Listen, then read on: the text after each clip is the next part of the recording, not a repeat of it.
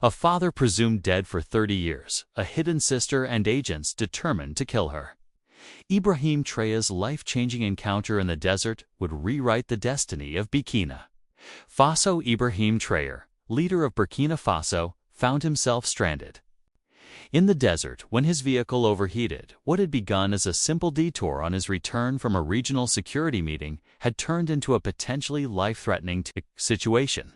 His driver and lone security officer had gone to check what was causing the vehicle's problems, leaving Traoré alone with his thoughts and the unrelenting desert heat. "We need to conserve water," Traoré murmured to himself. Rationing his remaining bottle. Military training had taught him the essentials of survival, but even he knew their situation was precarious. The scheduled flight back to Ouagadougou would leave without him if they didn't reach the airstrip soon, and nobody knew they had taken this desert shortcut through the shimmering heat. Waves. He suddenly spotted movement on the horizon. A figure impossibly distant, yet approaching steadily, appeared as a shadow against the bright desert landscape. Traoré's military instincts kicked in. He reached for his handgun, scanning the area for any signs of an ambush. This region was known for bandits and extremist groups that moved freely across the porous borders between Mali, Niger, and Burkina Faso. As the figure grew closer, details began to emerge. An elderly man walking with the aid of a wooden staff, wrapped in traditional desert robes that billowed gently in the hot breeze. How anyone could navigate this barren landscape on foot seemed impossible. The man moved with the unhurried pace of someone familiar with the desert's harshness, someone who respected rather than feared it. Traoré's driver and security officer returned, also noticing the approaching figure. "Sir, we should leave immediately," the security officer advised, tension evident in his voice. "The radiator is damaged but might hold if we don't push the engine. This could be a trap." Traoré considered the warning but couldn't take his eyes off the approaching elder. There was something disturbingly familiar about the man's gait, the way he held himself, something that stirred long-buried memories. "Wait," Traoré commanded, stepping out of the vehicle despite his security officers' protests. He stood his ground as the old man approached. The desert heat hit him like a physical force, but he remained steady now. Only 20 meters separated them, and Traoré could see the man's face, weathered by years of desert life, eyes sharp and knowing. Beneath a furrowed brow, the old man stopped, regarding Traoré with an intensity that felt like a physical weight. "Ibrahim," the old man said simply, his voice carrying easily across the distance between them. No title, no formality, just his given name spoken with the authority of someone who had earned the right to such familiarity. Traoré felt the blood drain from his face. He knew that voice, though it had been decades since he'd heard it. It was impossible, a mirage born of heat and exhaustion. "Who are you?" Traoré demanded, though in his heart an answer was already forming one he had never expected to confront, especially not here in the emptiness of the Sahara. The old man smiled slightly, the expression crinkling the corners of his eyes. "You know who I am, my son. Though I understand your disbelief, the dead should remain dead, should they not, Amidnu?" Traoré, his father, the revolutionary who had disappeared when Ibrahim was only 7 years old, reportedly killed during a failed coup against the dictatorship that had ruled Burkina Faso at the time. His body had never been recovered, leading to years of painful uncertainty that his mother had finally resolved by holding a symbolic funeral. Ibrahim had grown up with only fading memories and second-hand stories of a father who had sacrificed everything for his political convictions. "This is impossible," Ibrahim said, aware that his security officer and driver were watching the exchange with mounting confusion. "Amidou Traoré died 30 years ago," the old man nodded slowly. "That is what the world was meant to believe. That is what you needed to believe for your own safety." He gestured toward the vast desert around them.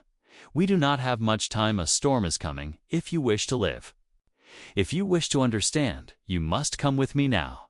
As if to emphasize his warning, a gust of wind swept across the dunes, sending spirals of sand into the air in the distance.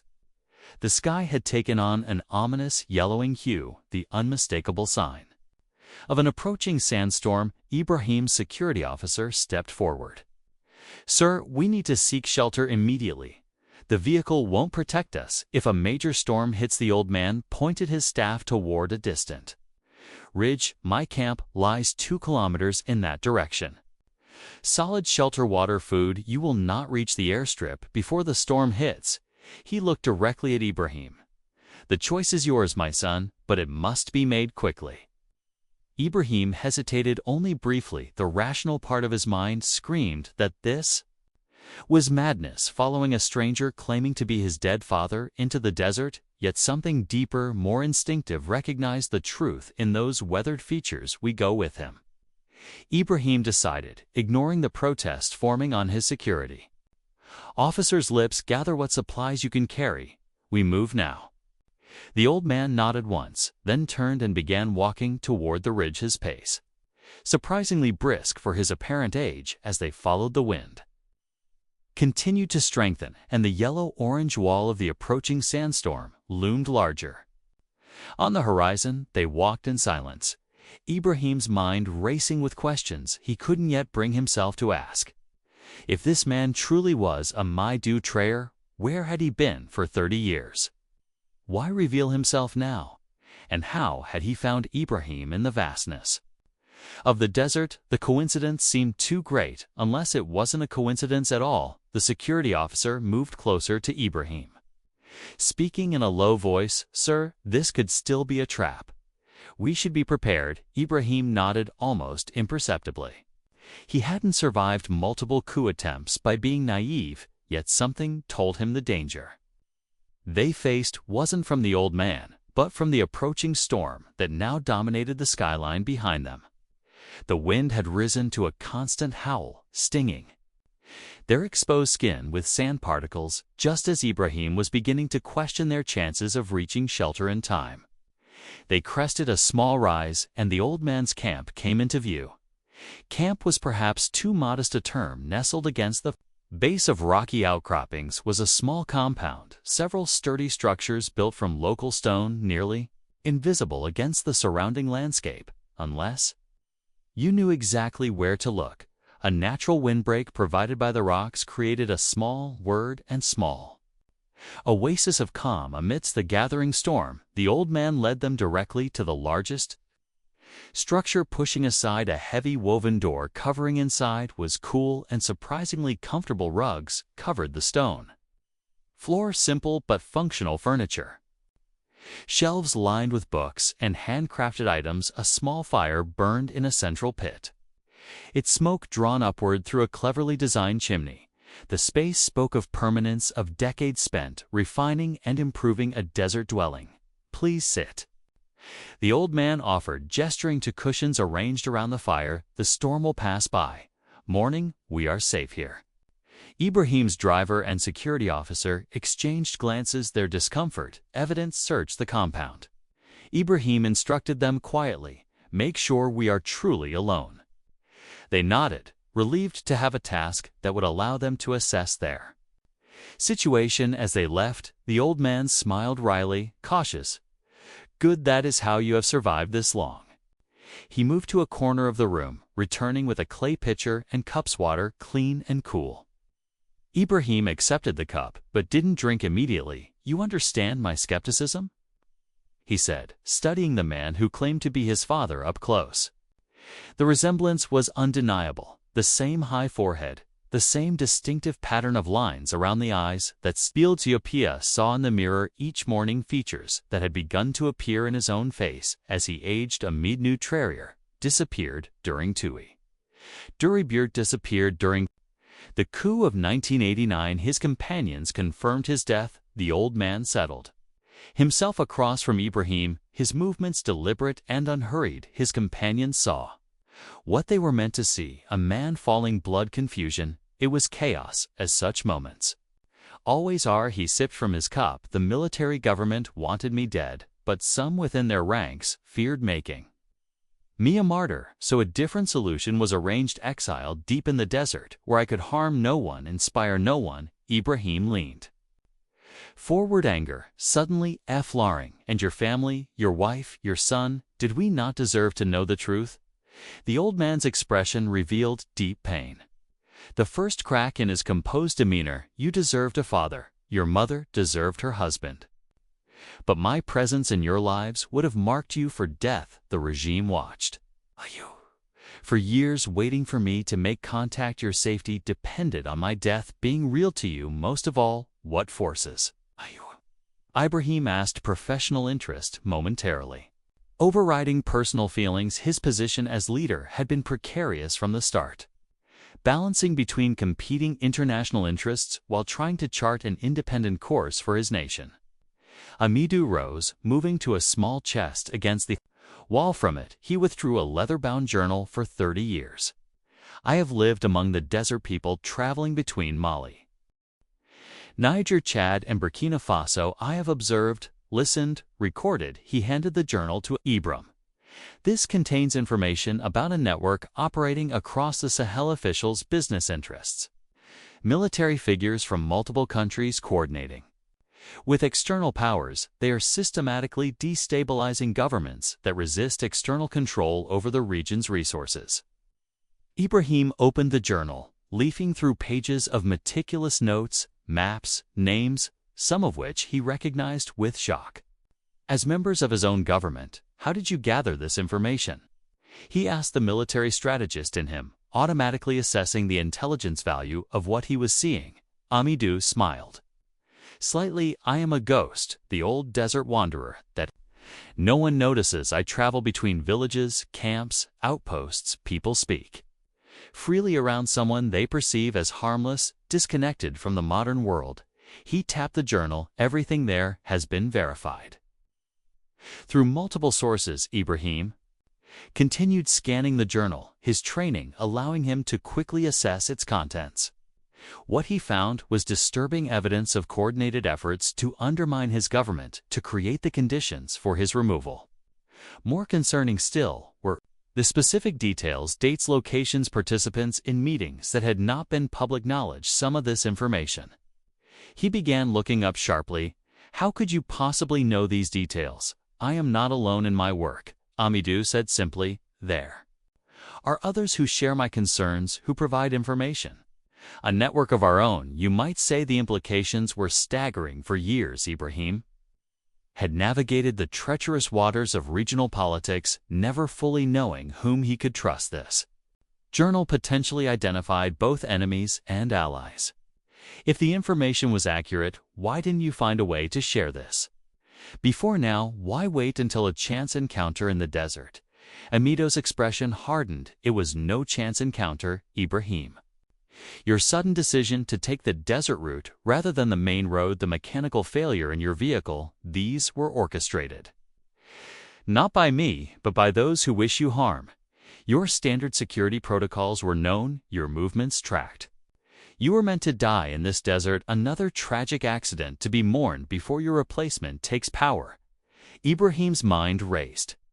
Recalculating the events of the past 24 hours, the suggestion to take the shorter desert route had come from his transportation coordinator. The driver had been assigned at the last minute, a replacement for his regular staff. Small deviations from standard procedure that, in isolation, raised no alarms. And you? He asked his father, how did you know I would be here? I have friends in many places. Amidou replied, when I learned of the plan, I positioned myself to intercept you. I had hoped to warn you before you left the main road, but events moved too quickly. He leaned forward, his expression grave. Ibrahim, this was to be the first attempt, not the last. The names in that journal, they are powerful people with significant resources. They will try again. Ibrahim closed the journal, his decision made. I need to verify this information independently. Until then. Amidou nodded in understanding trust. But verify? I taught you that as a child, though you may not remember. He smiled faintly. I don't ask for your forgiveness, Ibrahim. I don't ask for a place in your life. I ask only that you examine what I've given you with an open mind. The future of our homeland may depend on it. The storm continued throughout the night, forcing The small group to remain in the shelter, Ibrahim spent the hours reviewing the journal in detail, occasionally consulting with his security officer about specific names or incidents mentioned when he slept. It was briefly and lightly always aware of the old man who claimed to be his father sitting silently on the other side of the fire, watching over him as if making up for decades of absence by morning the storm had passed, leaving a transformed landscape of fresh dunes and cleared skies. Ibrahim stood outside the shelter watching the sunrise paint the desert gold. Amidu joined him, maintaining a respectful distance. "Your vehicle can be repaired with materials I have here," he said. "You can reach the airstrip by midday if you leave soon." Ibrahim nodded, still looking at the horizon. "And you, where will you go?" Amidu gestured vaguely toward the endless desert. "Back to my work." "There is still much to be done," he hesitated, then added, "Ibrahim, there is something else you should know." "Something personal." Ibrahim turned to face him, bracing himself for further revelations. "You have a sister," Amidu said quietly. "Your mother was pregnant when I disappeared. She was born 6 months after my death." Ibrahim stared at his father, shocked into silence. His mother had never mentioned a pregnancy. A sister, another secret buried beneath the weight of national politics and personal tragedy. "Her name is Aminata," Amidu continued. "She was raised in a village near the Mali border with a family your mother trusted. She doesn't know who her father is, or that her brother leads our nation. I've watched over her from a distance, as I watched over you." "Why tell me this now?" Ibrahim asked when he finally found his voice. Amido's expression was solemn. "Because she is in danger to those who seek to control Burkina Faso. Know of her existence, though they don't yet realize her significance. They see her only as an educated to teach young woman working on water access projects in rural communities. But if they discover her connection to you, they will use her." "Where is she now?" Ibrahim demanded, feeling an unexpected protective instinct for a sister he'd never known. "Working in a village called Jibo, near the northern border," Amidu replied. "I was headed there when I learned of the threat against you." He reached into his robe, producing a small, carved wooden box. "This contains proof of her identity, birth documentation.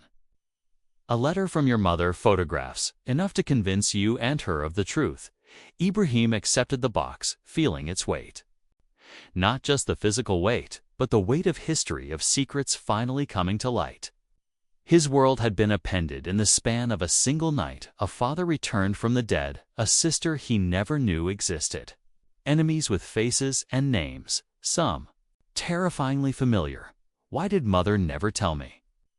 He asked the question directed more at himself than Amidu. "To protect you both," Amidu answered anyway. "Separated you were safer. United you would have been an irresistible target, the children of a revolutionary symbols around which opposition could rally." He looked away toward the distant horizon. "Your mother made difficult choices, as did whether they were the right choices, that is, for history to judge." Ibrahim's driver approached, respectfully announcing that the vehicle was repaired and ready. Time was running short. Ibrahim turned to his father, studying the face that had haunted his dreams as a child. "You could come with us," he offered, surprising himself with the invitation. "Return to Ouagadougou, with proper security, proper precautions." Amido smiled but shook his head. "My return would only complicate your position. You face enough challenges without explaining a resurrected revolutionary father." "Then how will I contact you?" Ibrahim asked. "If I verified this information. If I need to know more." Amidu reached out slowly, hesitantly placing a weathered hand on his son's shoulder. "The first physical contact between them in 3 decades. Leave a white stone on your mother's grave on the first day of each month. If it's gone the next day, come to this place on the following full moon. I will end you." The moment of departure arrived too quickly. As Ibrahim prepared to leave, Amido stood at the entrance to his compound, leaning on his staff, looking suddenly older and more vulnerable than he had the previous day. "Ibrahim," he called as his son was about to enter the vehicle, "I have one request." Ibrahim turned back. "I didn't have the right to be proud of the boy you were, but I want you to know that I am immensely proud of the man you've become. The journey back to the airstrip passed in contemplative silence. Ibrahim absorbed in thoughts that ranged from the personal to the political, and back again the journal and wooden box sat beside him, tangible evidence of a reality he was still struggling to accept. His security officer, loyal but concerned, finally spoke. "Sir, regarding what happened, how should I report it?" Ibrahim considered the question carefully before responding. "For now, you will report that we experienced vehicle trouble during a sandstorm and took shelter with a local guide who helped us make repairs." He decided nothing about the man's identity, nothing about the information he provided, until "I've had opportunity to verify independently." The officer nodded, understanding the need for discretion, and if asked directly, "Sir, about the 3 days we were missing." 3 days. It had seemed like hours, yet somehow also a lifetime. 3 days is how long it takes to truly see someone, Amidou had told him before they parted. One day to see their face, another to see their mind, a third to glimpse their soul.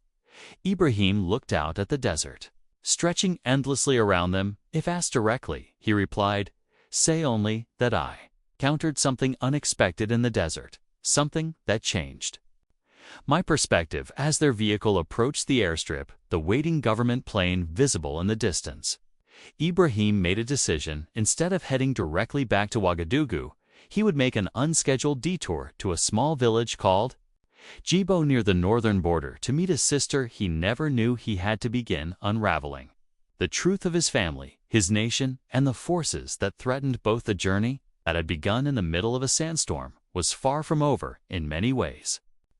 It was just beginning.